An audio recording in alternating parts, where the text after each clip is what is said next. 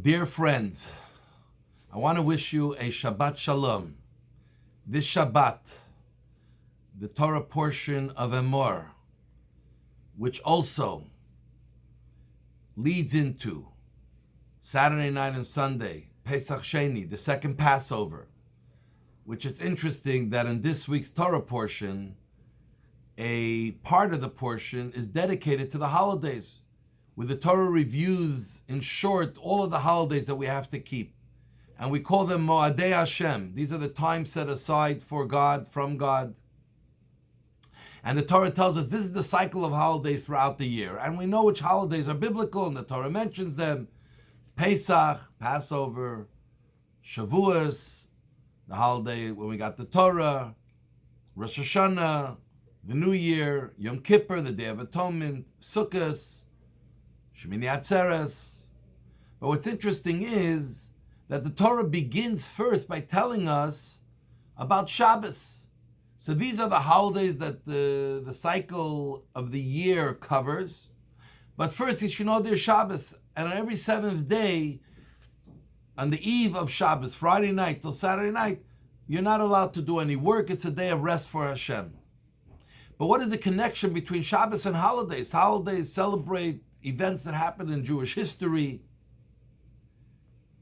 in our becoming a people, or important moments within our peoplehood.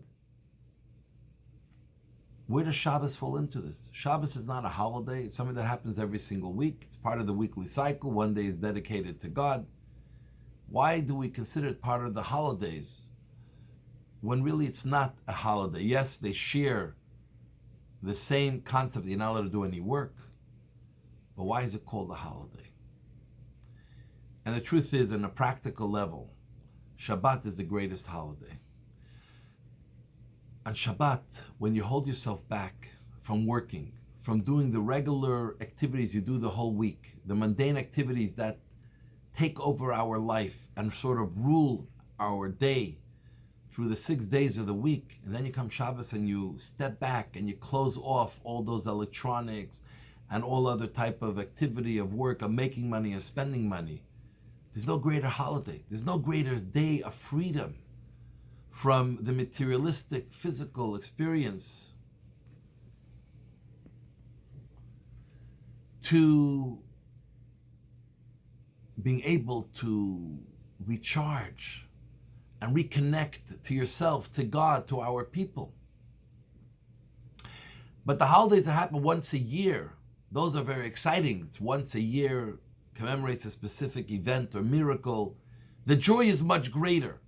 But the Torah is telling us that if you want to make sure that you celebrate the holidays, those one-time events, which usually are easier to excite ourselves, and how many people do Passover and Yom Kippur and Rosh Hashanah, but if you want it to have meaning and purpose and really have the effect it's supposed to have on us in raising our pride, in raising our connection to our Judaism, you first have to start with keeping Shabbat.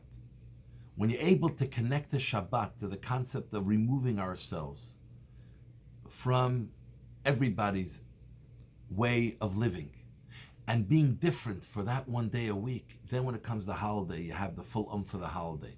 It's not just a nice experience, but it's an uplifting experience. It takes you to a new level. You're able to connect, not just to remember or celebrate something that happened to others, but to feel as if it's happening to you, because we are part of the same chain. We are just a continuation of what happened then and what started then.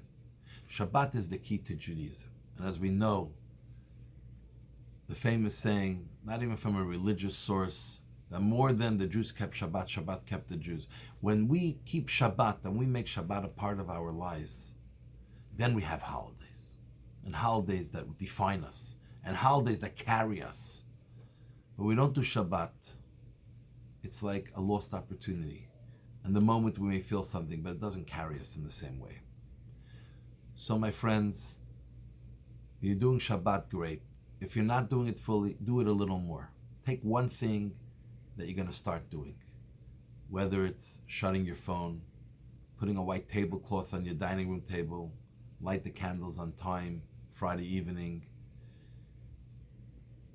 have a meal, but do it the proper way. Kiddush, wash for the hamotzi. Make Shabbat special, because then your entire Judaism is infused with a very different level of energy and pride. So I want to wish you Shabbat Shalom. Candlelighting time in Montreal, 7:58 p.m. We love you all. God bless you. Only the best news and blessings.